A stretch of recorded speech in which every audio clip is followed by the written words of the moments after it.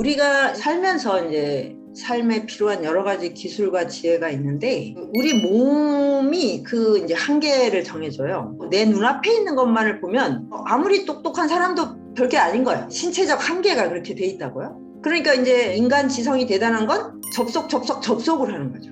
우리가 이제 유튜브에 들어가면 거기에 접속하는 순간 내 뇌나 이 존재가 확장이 되거든요. 그래서 이제 이거를 이제 확장해서 연결을 하려면 말이 필요하고 글이 필요하고, 그래서 이제 계속 시대를 이어오는 이제 그게 이제 고전이라는 거죠. 그래서 고전하고 접속을 해야 한계에 갇힌 그런 의식으로부터 벗어나게 되고, 고전은 코로나든 아니든 항상 상과 연결이 돼야 되는데, 이제 코로나 이후의 세대에서는 더더욱 이제 중요한 게 초고도로 연결이 됐어요. 온오프나 인간과 동물 생명 기계가. 그럼 코로나 이후에는 이제 어떻게 방향을 바꿔야 하느냐, 그걸 몇 가지로 이제 제가 정리를 했는데, 첫 번째가 욕망에서 자유로. 이게 뭐냐면 20세기에는 기본적인 욕구가 채워지질 않았어요. 그러니까 욕망을 채우는 게 행복일 거야 라고 이제 생각을 하게 되죠. 그래서 기본적으로 우리나라도 이제 선진국이 됐어요.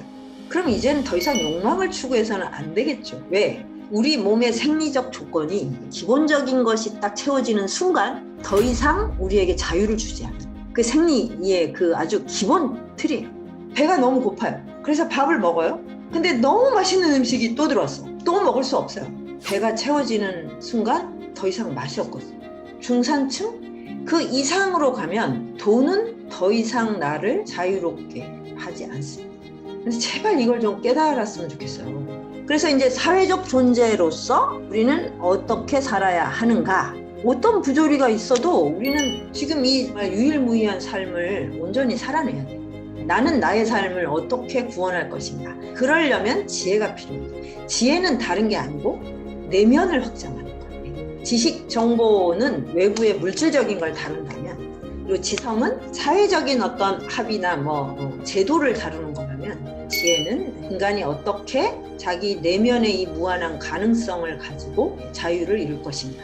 근데 이제 코로나를 겪고 나서 이제 기후 문제를 해결해야 돼요. 사람들이 이제 내가 곧 자연이라는 걸 깨닫는 과정이 있지 않고는 여전히 욕망을 불태우는 방식으로 산업 구조가 일어나겠죠. 내 자신의 내적 자유, 내면에 있는 이 본성, 그 심연, 이런 것들에 대해서 계속 사유하고 일상화해야만 자연하고 공존할 수 있는 그런 길을 열 수 있지 않을까요? 그게 이제 고전이 또 우리에게 주는 비전이고, 이제 또 하나의 비전이 뭐냐면 양자역학과 동양고대 사상이, 이게 이렇게 메비우스띠처럼 마주치는 시대가 됐어요. 이게 바로 여기가 핵심이에요.